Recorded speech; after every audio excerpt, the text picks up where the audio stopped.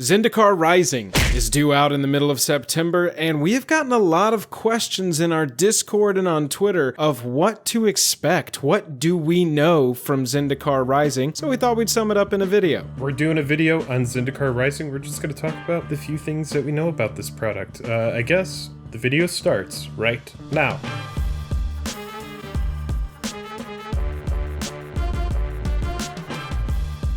Special thanks to our Patreon supporters who power our channel. Check out our Patreon for monthly giveaways, exclusive content, and even a starring role in our fan fight series. Link in the description below. Hello and welcome to the day. Thank you for spending your time with us. I'm Jake. I'm Joel. Welcome back to another episode of Jake and Joel Are Magic. We're going to talk about what we know about Zendikar Rising so far, prior to the big preview season that we all know is coming soon. But first, if you wouldn't mind, go down there, hit that like button, hit that subscribe button. It really helps us out. It's the best way to support the channel with just the click of a button. Also, if you are so compelled and you really like Jake and Joel Are Magic, consider checking us out on Patreon.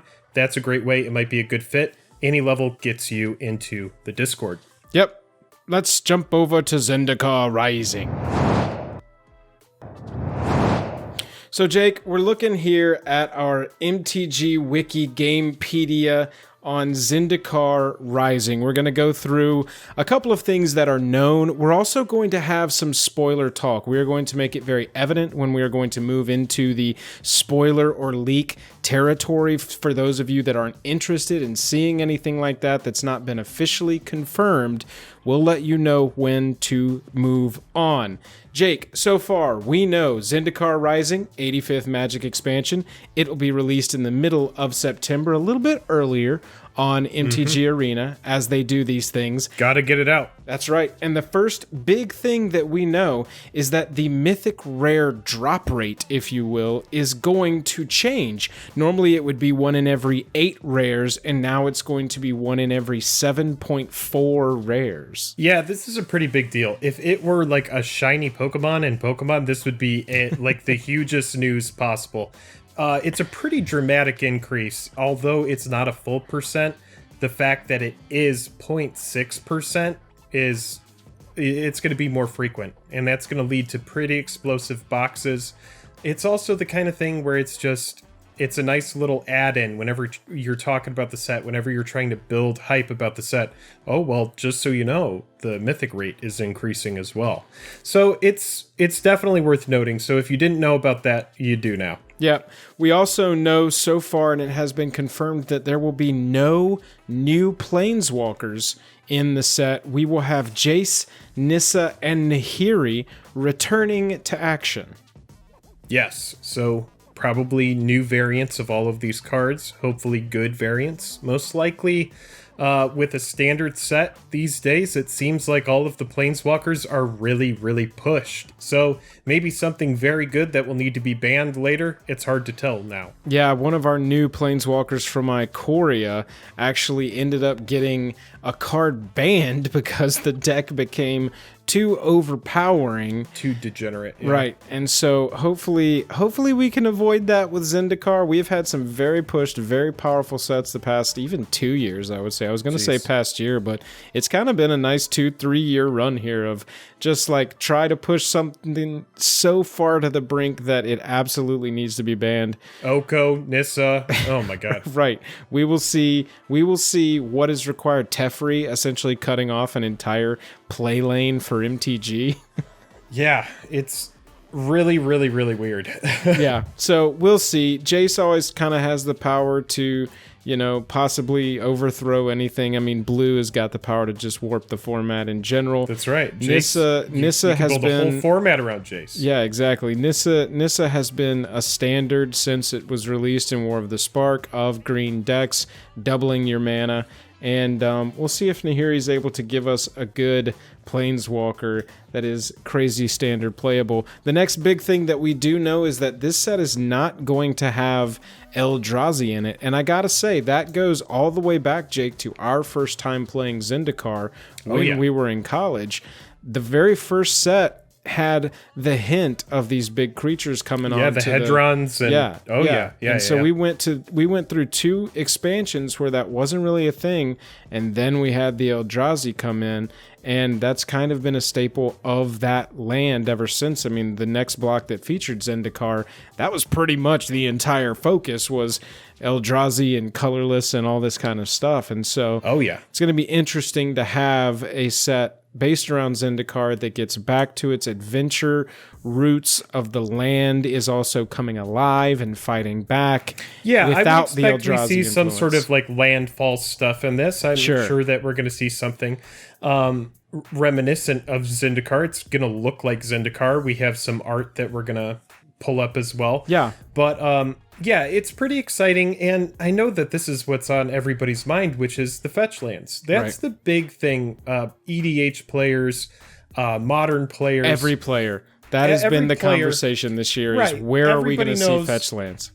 That's right. Everybody knows what a Fetchland is, and we all want them reprinted pretty much as often as possible, it seems. Yeah. So, are they going to be in this product? Well, we have some hints. Should we talk about it now? Well, so this set in particular, they have confirmed at the very least that we are not going to see Fetchlands in Standard. So they're not They ever don't going like to... it. Right. They're not going to print those into Standard. That's not going to be a thing. We do know that. Let's wait, Jake, just a second and get to the speculative stuff. And we can talk through some of that as I go through some of the art that Mark Rosewater shared with us during his Comic-Con at Home online video panel that he did, which is where we're getting a lot of the information that we know 100% is confirmed and we can count on. Hold on.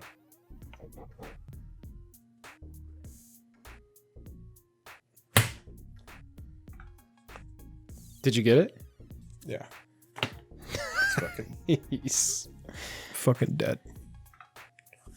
Okay. I'm good.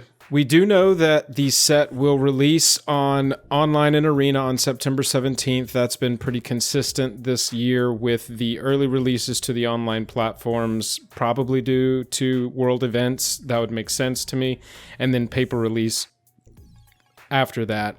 The big thing, Jake, and we've done a video on this, but if you wouldn't mind touching on it just shortly while I go through some of the art that we've seen, is that we have a new kind of booster showing up in Zendikar Rising, and that's our 12-card set booster.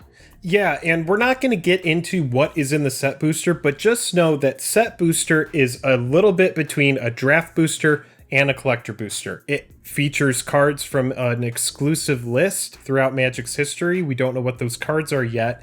But what you do need to know is that this is like the person who wants a little bit more exciting experience than a regular draft booster pack from a box, but doesn't want to pay that $25 to $35 price tag for a collector booster. However, the collector boosters in Zendikar Rising, it is rumored there is going to be some big incentives in those. These set boosters, however, they're like this new product. It's like Goldilocks and the Three Bears. It's not too hot, it's not too cold, it's just right. Yeah, it seems to me like the pack we'll for link the person, that video, by the way. We'll put that video in the cards so that you can go watch exactly what's going to be in boosters. Yeah. It's, for me, I think you hit the nail on the head. It's that in-between booster for the person that's not going up to the card shop to draft that night, but just wants to cruise through, grab a couple boosters and go home.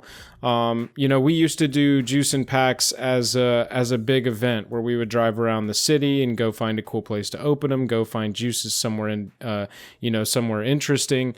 And that seems like the kind of pack that we would get if we weren't going to shell out for a whole collector's booster, that like night. $20 for a Modern Masters pack, or like $25 for a Modern Masters like OG pack. Like, that's just so expensive, and that just doesn't fit into a lot of people's budget. And if that doesn't fit for you, that's fine. Yeah. These products are crazy, and a lot of them are designed for whales and people that are going to spend lots and lots and lots of money on this game. It's what everybody is doing with all of these, mobile apps, that all of these like free to play games with all of the different skins. That's exactly what Magic is doing with all of these different variants. So I would not be surprised moving forward if we start to see a ton of secret layers, a Yeah. ton of new collector products, a ton of new directions, these set boosters. It's all just like throw spaghetti at the wall, see what works. Look at mystery boosters. WotC didn't even think that mystery boosters was going to be a success, and so they put a ton of crazy reprints in it. You have Mana Crypt in there. There's tons of EDH cards that are just excellent, like Ristic Study, and they sold those boxes for $99 like out the gate, and now they're all pushing 180 just because that's how good of a product it is. So sometimes WotC, they don't even know what they're doing.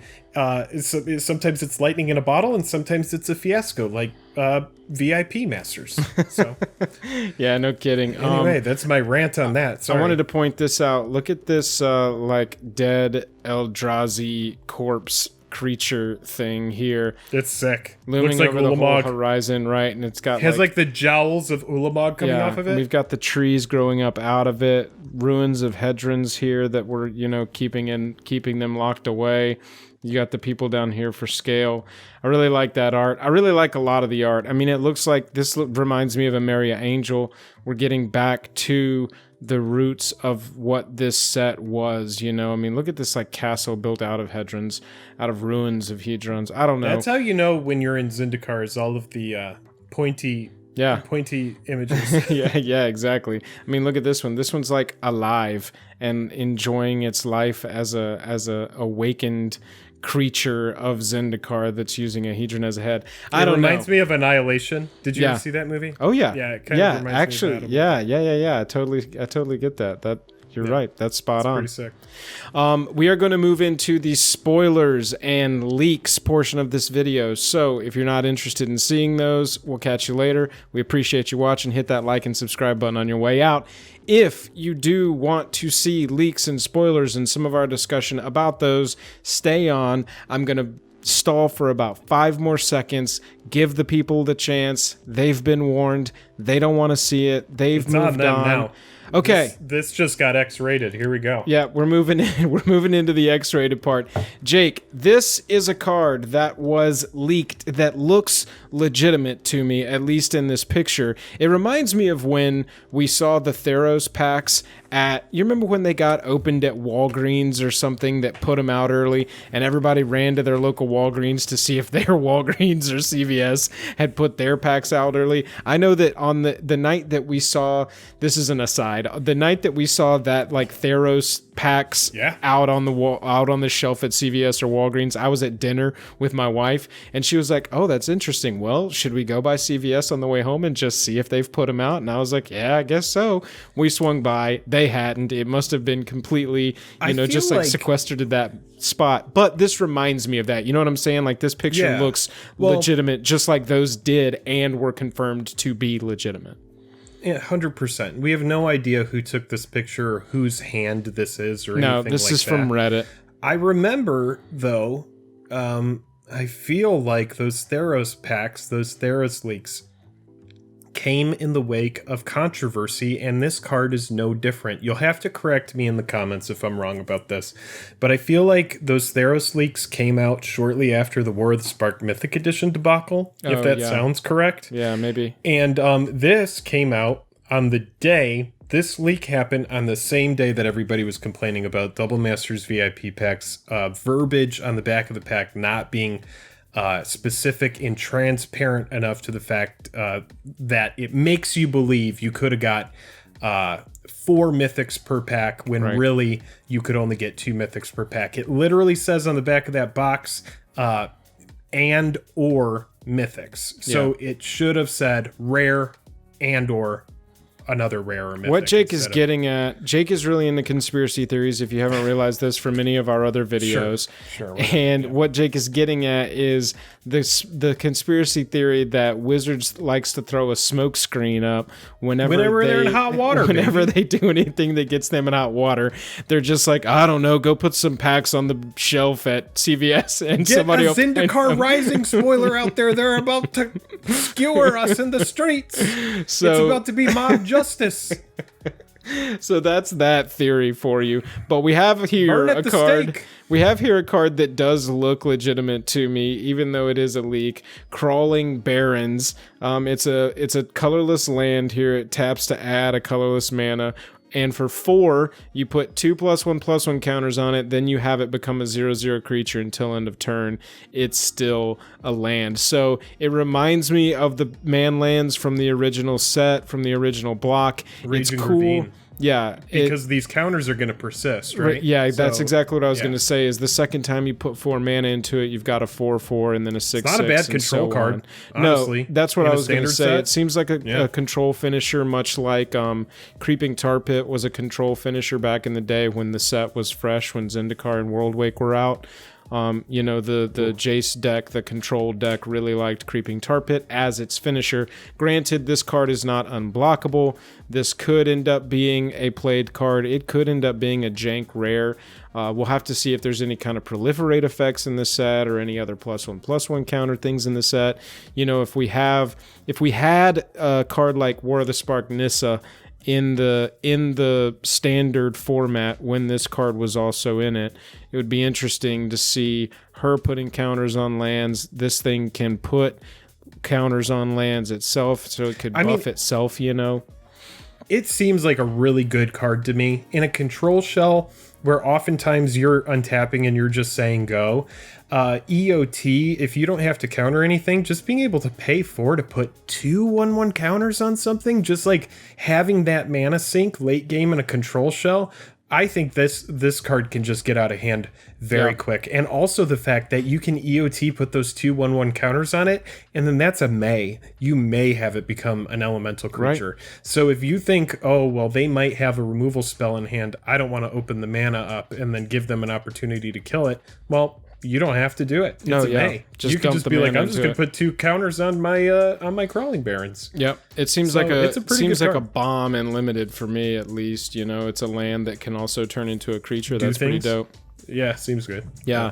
The we don't have many leaks. This has, you know, not been unlike any other set where something leaks. Obviously, I don't think we've ever had 100% tight ship run on any set that comes out, but we have only had 2 cards leaked to this point, and we are about 30 days out from this set being fully released, which means we're about 2 weeks out from it being preview season, so that's kind of nice. But this was the other potential leak, so this was removed. I want to do the full caveat here. This was posted originally to Magic TCG, the subreddit. It got up to 1,500 upvotes. Then it was removed by the mods to keep the keeping communities safe, civil, and true to their purpose. True to their purpose. So, yes. What we have here is hearsay that the last time whoever posted this made a spoiler prediction. They posted the Narset Planeswalker from Ikoria and were 100% on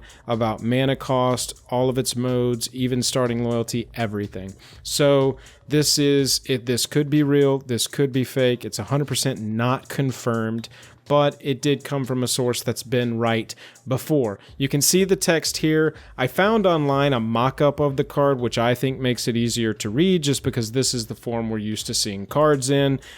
Special thanks to Jana Mini. This is their art from DeviantArt, their DeviantArt website. Or Jane Mini. Yeah, Jane Mini.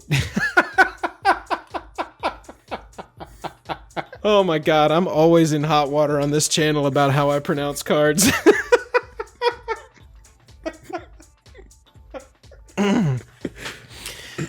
Golgari Nissa parentheses leak is what the card is being called currently. We've got a green, a black, and 2 other for a 4 loyalty walker with a passive, which we have seen before in War of the Sparks, so that's not crazy.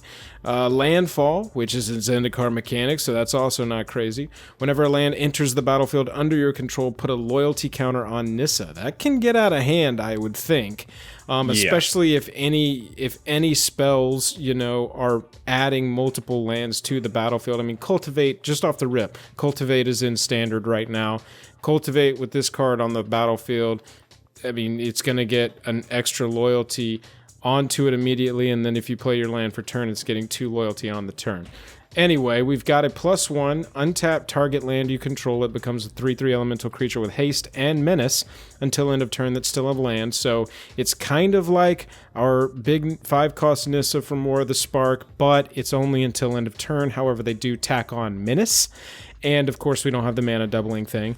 And then it's -5, put a creature with CMC equal to or less than the number of lands you control from your hand or graveyard onto the battlefield under your control with 2+1/+1 counters on it. Jake, I just want to point out, so if this is real, we're going to speculate from here on. I'm not going to keep saying that. We're going to speculate as though this were a real card, and we're going to talk about this as though it were a real card. Yeah. If you play this on turn 4 and then play if you play this on turn 5, well, I was going to say if you play it on turn 5 and then play your land for turn, you would be able to -5 return a 5 CMC creature from the graveyard to the battlefield with 2+1/+1 counters on it.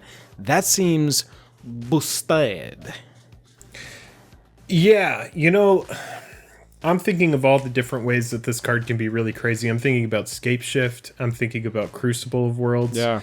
I'm thinking about the fact that you could play it on turn 3 and then on turn 4 just be ready to go ham.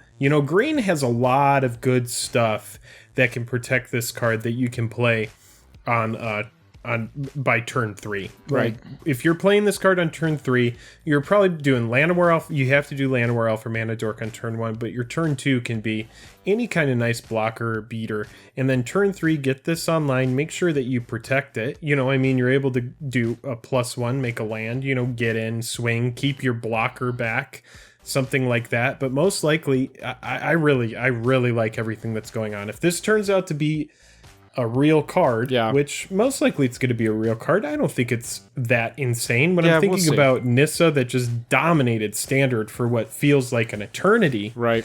And the fact that those lands, they get animated persist, all the mana gets doubled. I don't think this card is better than that, but I do think that there are some busted things on this card and probably a lot of stuff that I'm not noticing. So if you think there's something good, leave it in the comments. It seems like the kind of push that they've been going for with the last couple of sets. Yeah. But, and it's green-black. And it's green-black. Right, yeah. Love that. So we talked about Nissa. We talked about these leaks. Let's go ahead and talk about what everybody's thinking about, and that's Fetchlands. Yep, we did have a little leak related to the Fetchlands. I believe, it's like any other leak. It's hearsay until it's proven. But, if it's out in the aether, we like to talk about it just because it is reportable, even if it's not yet actionable. Jake, walk us through what we've heard. Sure. So if you don't know this, Rudy at Alpha Investments decided to leak the fact that Double Masters VIP was going to have some cards that came out that were going to be in Double Masters. Everybody was like, oh, that's a pretty stout list, but it all came through. And I think the source is similar to this source, but essentially at the end of a video, and we can try to reach out to people on our Discord. We'll find the video, but we'll get it linked, and you can go check it out if you want. But right at the end of the video, he said in a silly kind of way, and you can't really take anything that Rudy says as true or false, but a lot of the time he's kind of joking around. But essentially at the end of the video, he alluded to the fact that in the collector boosters from Zendikar Rising, the Fetchlands are going to be available in the ancillary slot. So the ancillary slot, if you don't know what that is, if you're opening an Ikoria collector booster, the ancillary slot is that slot where you're going to randomly get a Commander 2020 card. It's like a random card that comes from a Commander product or something like that. So because of what Joel was talking about earlier, Zendikar Rising, a standard format. Wizards of the Coast, they like printing Shocklands. They don't like Fetchlands because they speed up the format too much. There's a lot of really good mana. Slow down the format too much because you have to shuffle and search your library. Well, they slow down the format from shuffling, but they also provide this insane mana fixing as well. What you're saying. You can pretty much do whatever you want with Fetchlands. And so they don't want them in standard, but this is a way that they can do it. Well, we can't put them in the actual set, but what we can do is we can put Fetchlands into the ancillary slot at an insane rarity. I'm sure they're all going to get an updated treatment, but there's really no way in my mind as a company like Hasbro, when you hear something like this, you have to say, well, let's go ahead and does it make sense? And to me, it does. You know, if Hasbro and Wizards of the Coast aren't printing reserve list cards, they know how much people want Fetchlands reprinted. They created a secret layer that was like 3 times the price of any other secret layer that ever came out. It actually ended up being like 5 times the price once it got to the secondary market. So when you think about that, does it make sense for them to put Fetchlands into the Zendikar set at an insane rarity with updated showcase art? I mean, it seems like a no-brainer. So for me, it doesn't seem likely at all. They have said very specifically, the quote is that they will be printing them in a meaningful way, reprinting them in a meaningful way. For me, if you're printing them in a collector's booster as one slot where I guess maybe if you're guaranteeing that one ancillary slot is, instead of an ancillary slot, it's a Fetchland slot. So every single collector's booster pack of Zendikar is guaranteed to have a Fetchland, maybe with new art, maybe not. Or a land. Like, sure, imagine maybe if that land. ancillary slot were like Filterland, Shockland, right. Fetchland. And see, you could get one of those. That backs up my opinion on this even more, that that's not a meaningful reprint, and that's not what they meant, or they misspoke. Since I saw the interview with Professor and Blake, have leaned on that meaningful way. We're going to reprint them in a meaningful way to be the absolute truth of how we're going to see Fetchlands again. And I just don't think that you might get them in a special collector's product is a meaningful way. It makes way more sense. Well, then let's go here. Well, let's go this way then, because I see your point, but I have a counterpoint. Sure. Why not both? Why not have this crazy rarity in Zendikar, but then in Commander product, right? Yeah, the red, blue, white deck has a Scalding Tarn and all that. Yeah, you know, I think that's great. And then you get to use all of the secret layer art that you just had commissioned for these cards, all of this beautiful art. You could put that in the Commander products in whatever variant, and then go get some crazy showcase variants done that people are going to chase for the $400 and $500 price tag. Right. Jake read my mind there a little bit. What I was getting at is that, yes, I think that Commander Legends as the draftable Commander product is where we're going to see that in the base level booster version of whatever that product is.